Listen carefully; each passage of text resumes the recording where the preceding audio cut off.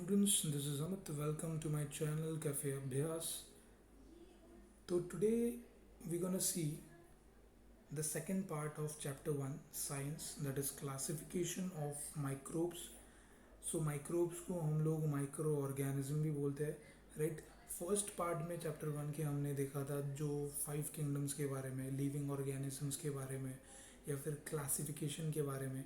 तो क्लासिफिकेशन जो है उसके बारे में हम इस पार्ट 2 में देखने वाले हैं. और इसके साथ ही we will be going to cover chapter 1. तो आज हमारा चैप्टर 1 जो है वो कंप्लीट हो जाएगा. तो माइक्रो ऑर्गेनिज्म का क्लासिफिकेशन जैसे कि पहले हमने जिसमें देखा था, राइट. तो पहले इसमें भी हमने देखा था कि ये इस प्रकार क्लासिफाई किया गया था माइक्रो ऑर्गेनिज्म को किंगडम्स में, राइट.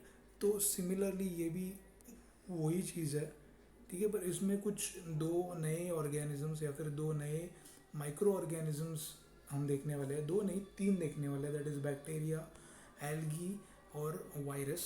ठीक है, ये हम माइक्रो ऑर्गेनिज्म देखने वाले हैं. तो माइक्रो ऑर्गेनिज्म सिमिलरली जैसे कि हमने देखा था कि प्रोकारियोट यूकारियोट में क्लासीफाई किया है. तो प्रोकारियोट में यूनिसेल्यूलर होता है, यूकारियोट में जो प्रोटिस्टा है जो हमने स्टार्टिंग में ही देखा था जो कि यूनिसेल्यूलर है. फंगाई, एल्गी और वायरस जो होता है वो मल्टी सेल्यूलर होता है. ओके. और ये जितने भी माइक्रो ऑर्गेनिजम्स है जैसे कि हमने स्टार्टिंग के फर्स्ट पार्ट में देखा था, मैंने आपको बोला था कि जो भी माइक्रो ऑर्गेनिज्म है वो बहुत ही लार्ज नंबर में है. ओके. ह्यूमन पॉपुलेशन से ज़्यादा माइक्रो ऑर्गेनिजम्स का पॉपुलेशन होता है, ठीक है. तो ये जो होते हैं वो नैनोमीटर, माइक्रोमीटर में होता है. ज़्यादातर माइक्रो ऑर्गेनिजम्स माइक्रोमीटर में ही होते हैं, पर वायरसेस जो होते हैं वो नैनोमीटर में होते हैं, ठीक है. So first we will see about bacteria.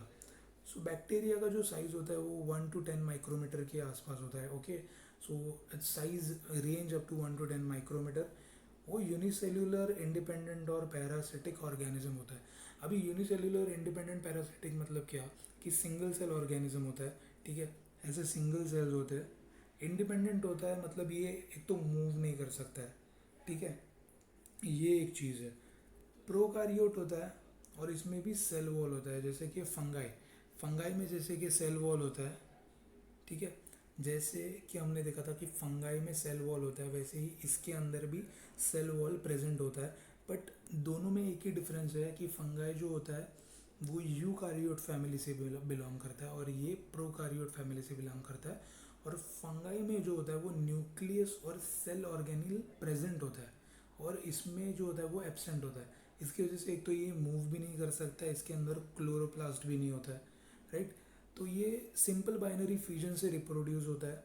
और फेवरेबल कंडीशन में बैक्टीरिया जो है वो वाइगरसली ग्रो होता है, मतलब 20 टाइम्स उसका नंबर जो है वो बढ़ा सकता है, राइट. तो यही होता है कि बैक्टीरिया जो होता है, सिंपल बाइनरी फ्यूजन मतलब क्या होता है कि इसको ग्रो अगर करना है खुद को, तो उसके लिए अगर कोई भी फॉर एग्जांपल कोई भी डर्टी डर्टी वाटर होगा, लाइट वाटर होगा, या फिर कोई भी गंदगी जो जहाँ पे होती है वहाँ पे ये इजीली ग्रो करता है बैक्टीरिया. ओके. और उसकी वजह से क्या होता है कि इसका जो भले ये इंडिपेंडेंट है, भले यूनिसेल्यूलर है, पर इसके नंबर जो है वो 20 टाइम्स से बढ़ सकते हैं कोई भी फेवरेबल कंडीशन में. ज़्यादातर बारिश के टाइम पे बैक्टीरिया होने के चांसेस जो होते हैं वो बहुत ज़्यादा होते हैं. ओके. तो नेक्स्ट हम देख रहे हैं Protista. Protista we have seen first also, मतलब 5 किंगडम में भी हमने देखा था Protista. Fresh water, sea water या फिर सॉइल में मिलता है. अमीबा इसका एग्जांपल हमने देखा था. Okay. Some are found in the body of organism and are pathogenic. Pathogenic मतलब क्या होता है, पैथोजेनिक मतलब एक तो वो बैक्टीरियम हो सकते हैं, वायरसेस की फॉर्म में हो सकते हैं. मतलब पैथोजेनिक इन द सेंस वही बैक्टीरियम भी हो सकते हैं, बैक्टीरियम की वजह से भी हो सकते हैं, ठीक है. तो लाइट वाटर में, फ्रेश वाटर में वो मिलते हैं. There is great variation in cell structure, जैसे कि ये यूनिसेल्यूलर होते हैं बट यूकारियोट फैमिली से बिलोंग करते हैं. तो उसके अंदर जो सेल स्ट्रक्चर होता है फिर सेल ऑर्गेनल होता है वो प्रेजेंट होता है. न्यूक्लियस मेम्ब्रेन जो होता है वो प्रेजेंट होता है. उसकी वजह से क्या होता है कि उनका जो लोकोमोशन है, मतलब मूवमेंट करने का जो एक ज़रिया होता है वो ओपन होता है. मतलब ये लोग फ्रीली मूव कर सकते हैं, ये लोग अपने आप को बढ़ा सकते हैं. लाइक जैसे कि ये आप देख रहे हो अमीबा, ये सिर्फ इतने से जगह में हुआ था, बाद में ये यहाँ पे स्प्रेड हुआ, यहाँ पे ऐसे ये स्प्रेड खुद को कर सकते हैं। ओके, तो example is amoeba paramecium free living in dirty water में होते हैं। एंटामीबा हिस्टोलिटिक जो कि एमियोबायोसिस कॉज कर सकते हैं, और प्लाज्मोडियम विवैक्स जो कि मलेरिया कॉज कर सकते हैं। तो ये कुछ एग्जांपल्स देखे हमने ऑफ अमीबा, ठीक है, अमीबा के एग्जांपल्स देखे। नेक्स्ट इज, ये थर्ड है एक्चुअली, थर्ड इज फंगाई। इसकी साइज है 10 to 100 माइक्रोमीटर। अमीबा की जो साइज होती है वो अप्रॉक्स, या फिर प्रोटिस्टा की जो साइज होती है बैक्टीरिया की, वो इस माइक्रो ऑर्गेनिज्म की साइज 20 माइक्रोमीटर तक होती है अप्रॉक्स। ओके, फंगाई की जो साइज होती है वो होती है 10 to 100 माइक्रोमीटर अप्रॉक्स। ठीक है, तो फंगाई के बारे में हमने पहले भी देखा था। ठीक है, फंगाई जो होता है वो डीकेइंग ऑर्गेनिक मटेरियल्स पे होते हैं ज़्यादातर। जो होता है वो ऑटोट्रॉपिक होते हैं, ऑटोट्रॉपिक प्रोसेस या फिर बोलते हैं ना सैप्रोफैटिक प्रोसेस से ज़्यादातर होते हैं। जो भी डीकेइंग मतलब जो भी खराब मटेरियल होता है, जो भी खराब चीज़ होती है उसके ऊपर, या फिर कोई भी एनिमल या फिर प्लांट होता है उसके डेड बॉडी के ऊपर ये अपना न्यूट्रिशन जो है वो गेन करता है और ग्रो होता है। क्योंकि यूकारियोटिक ऑर्गेनिज्म होता है, कुछ कुछ यूनिसेल्युलर भी होता है। ज़्यादातर अगर हम देखें तो मल्टी सेल्यूलर हो सकते हैं या फिर यूनिसेल्युलर भी हो सकते हैं। पर जैसे कि यूकारियोटिक ऑर्गेनिज्म है तो ये भी मूवमेंट बहुत इजीली अपनी करता है। ओके, तो ये सेप्रोफिटिक होता है। सेप्रोफिटिक मतलब क्या होता है कि अपना जो फूड है, ओके, फूड है वो कोई भी डिकेइंग ऑर्गेनिक मटेरियल होता है या फिर कोई भी डेड बॉडी होती है प्लांट और या फिर एनिमल हो, तो उनसे वो अपना फूड जो होता है वो एब्जॉर्व करता है। रिप्रोड्यूस सेक्सुअली और एसेक्सुअली बाय सेल डिवीजन और बाय बडिंग। मतलब सेल डिवीजन, सेल डिवीजन मतलब ये जो भी सेल्स है वो डिवाइड करके भी बढ़ सकता है, रिप्रोड्यूस हो सकता है, या फिर बडिंग के थ्रू, या फिर दूसरे सेल के हेल्प से, दूसरे कोई भी सेल जो सेल होते हैं उनके हेल्प से ये खुद को ग्रो कर सकता है। इसका एग्जाम्पल हमने देखा था बेकर यीस्ट और कैंडिडा और मशरूम। ठीक है, ये कुछ एग्जाम्पल है। मतलब आप अगर ब्रेड देखोगे, baker yeast in the sense bread होता है, तो ब्रेड को अगर आप एक्सपायरी डेट के बाद कोई भी प्लास्टिक के अंदर आप बंद करके रख दोगे तो उसके ऊपर जो होता है वो फंगस जो होता है वो आता है। You will observe it. Okay, उसके बाद देखा था हमने एल्गी। एल्गी का साइज जो होता है वो 10 to 100 माइक्रोमीटर होता है। ये एल्गी का साइज होता है। एक्वेटिक होता है। एल्गी मतलब क्या होता है कि कोई भी लाइट वाटर होता है तो लाइट वाटर के ऊपर ये ग्रो करता है अपने आप को, और ये विजिबल होता है क्योंकि ये एक तो ग्रीनरी में ज़्यादातर अवेलेबल होता है। कोई भी लाइट वाटर हो या फिर कोई भी पत्थरों के ऊपर बारिश के टाइम पे पानी जो भी जमा होता है उसके ऊपर हो, तो ये ज़्यादातर जो होता है वो ग्रीनरी में होता है, उसकी वजह से ये विजिबल भी होता है। ठीक है, तो इसको माइक्रोमीटर से देखने की भी इतनी ज़रूरत नहीं पड़ती है क्योंकि इस चीज़ों की वजह से, जो कि ये एक्वेटिक है तो उसकी वजह से ये जो होता है वो ईजिली विजिबल होता है। यूकारियोटिक होता है यूनिसेल्युलर, और ऑटोट्रॉपिक होता है। ऑटोट्रॉपिक मतलब कोई भी ऑर्गेनिक चीज़, ऑर्गेनिक चीज़ मतलब लाइट, फोटोसिंथेसिस प्रोसेस, सनलाइट होती है, लाइट वाटर होता है, तो ये जो ऑर्गेनिक चीज़ है उनसे अपना फूड जो होता है वो अब्जॉर्व करता है। ओके, इसका एग्जांपल हमने देखा था, और एक कोलेरा और क्लिमाडोमोनास। ठीक है, ये दो इसके एग्जांपल है। फोटोसिंथेसिस जो होता है और वो कैरी होता है, मतलब जैसे कि हमने देखा था कि ये यूकारियोट में होता है, तो सेल ऑर्गेनिल और न्यूक्लियस मेम्ब्रेन इसके अंदर प्रेजेंट होता है, जिसके वजह से जो उसका सेल होता है वो एनक्लोज होने में इजीली हेल्प होती है। तो क्लोरोप्लास्ट उसके अंदर प्रेजेंट होता है। ठीक है, and due to this presence of chloroplast photosynthesis is carried out. Okay, और फोटोसिंथेसिस की वजह से ये ग्रो होता है और विजिबल भी होता है। Very few are unicellular, most of them are multicellular. ठीक है, बहुत कम होते हैं जो यूनिसेल्युलर होते हैं, पर मोस्ट ऑफ जो होते हैं वो मल्टी सेल्यूलर होते हैं, ईजिली विजिबल होता है। So this is algae. Next is virus. तो we will see about virus now. Virus जो होता है वो 10 to 100 नैनोमीटर होता है। बैक्टीरिया से भी 100, मतलब जो बैक्टीरिया होता है बैक्टीरिया से भी 10 to 100 times smaller.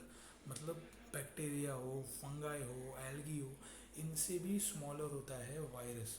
Okay, virus living और नॉन लिविंग के एज पे होता है। मतलब एक तो वो लिविंग ऑर्गेनिज्म में भी हो सकता है या फिर नॉन लिविंग ऑर्गेनिज्म में भी हो सकता है। मतलब वायरस के सेल जो होते हैं वो दोनों ऑर्गेनिज्म में, लिविंग और नॉन लिविंग दोनों भी ऑर्गेनिज्म में जो ग्रो कर सकते हैं। ठीक है, तो वेरी मच माइन्यूट, जैसे कि हमने देखा था कि बहुत ही छोटा होता है, 10 to 100 times smaller than bacteria, found in the form of independent particle. ये भी इंडिपेंडेंट पार्टिकल के फॉर्म में जो होते हैं वो we can found them. Virus is a long molecule of DNA. DNA जो होता है डेक्सरीबो न्यूक्लिक एसिड, तो डीएनए का लॉन्ग मॉलिक्यूल होता है वायरस। ठीक है, survive only in living plant or animal and produce their own protein with the help of cell। तो क्या होता है, वायरस जो होता है कोई भी लिविंग प्लांट है, जिंदा झाड़, जिंदा प्लांट, जिंदा एनिमल, ठीक है, तो उनको पहले वो अफेक्ट करता है, उनको अफेक्ट करता है वो प्लांट या फिर एनिमल के अंदर जो सेल्स प्रेजेंट होते हैं। ह्यूमन बॉडी में भी सेल होते हैं, ठीक है, हर एक लिविंग ऑर्गेनिज्म में भी सेल होते ही है। तो उनके अंदर जो सेल होते हैं जो वायरस के लिए होस्ट सेल होते हैं, तो वायरस क्या करता है उनके अंदर वायरस के सेल एंटर करते हैं और जो एनिमल के अंदर के सेल होते हैं उनको वो अफेक्ट करते हैं। ठीक है, उनके ऊपर अटैक करते हैं, उनको अफेक्ट करते हैं और वो सेल को डिस्ट्रॉय कर देते हैं। और वो सेल को डिस्ट्रॉय करने के बाद वायरस के सेल जो है वो प्लांट और एनिमल के बॉडी में फैल जाते हैं। और वो फैलने के बाद एनिमल तो बहुत एनिमल के जीने के चांसेस जो होते हैं वो बहुत कम होते हैं। वो अफेक्ट करने के बाद वो जो सेल्स होते हैं वो फ्री होते हैं और दूसरे कोई भी प्लांट या फिर एनिमल या फिर लिविंग बीइंग में कोई भी हो, ह्यूमन भी होता है तो उसको भी वो अफेक्ट कर सकता है। फॉर एग्जांपल अगर हम लोग देखें, ओके, तो एक ह्यूमन बीइंग है, राइट, फॉर एग्जांपल चिकन है, चिकन को अगर वायरस हुआ है, चिकन के सेल्स के अंदर कोई भी वायरस का सेल एंटर किया है, चिकन के अंदर जो भी सेल थे चिकन के, उनको वायरस के सेल ने डिस्ट्रॉय किया, चिकन मार्केट में बिका, ह्यूमन बीइंग ने वो खरीदा, उसको खाया, तो वो जो वायरस के सेल है वो ह्यूमन के अंदर एंटर करेंगे और ह्यूमन के अंदर एंटर करने के बाद ह्यूमन बॉडी में जो कि हमारी बॉडी में जो सेल होते हैं उनको वो डिस्ट्रॉय करेंगे, उनको डिस्ट्रॉय करेंगे और हम स्पिट करते हैं या फिर हम खांसते हैं, कफ करते हैं, तो उससे वो दूसरे ह्यूमन बीइंग को स्प्रेड होता है। तो उसका बहुत ही लेटेस्ट एग्जांपल है ये वाला वायरस। ठीक है, this is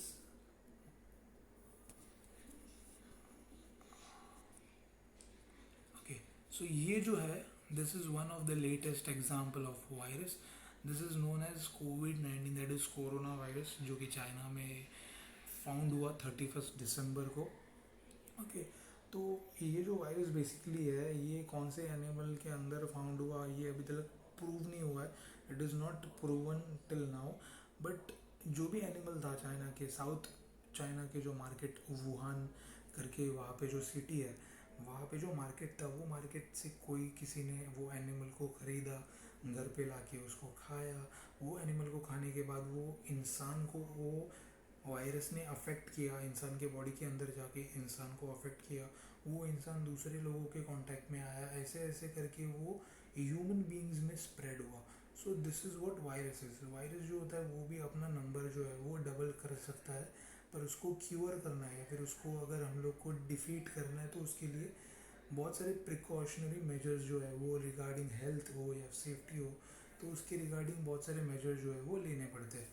so in today's topic we completed second part of science. First chapter हम लोग ने पूरा कंप्लीट किया। So in the next video of science we will be going to see the second chapter, that is health and disease.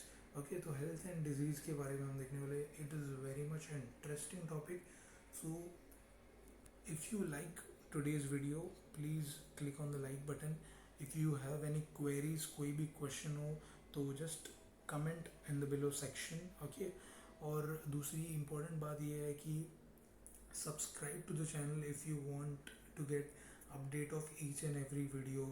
मतलब जो भी कोई video update हो रही है तो वो कब अपडेट हो रही है उसके बारे में if you want the update, please subscribe to the channel. Thank you, धन्यवाद।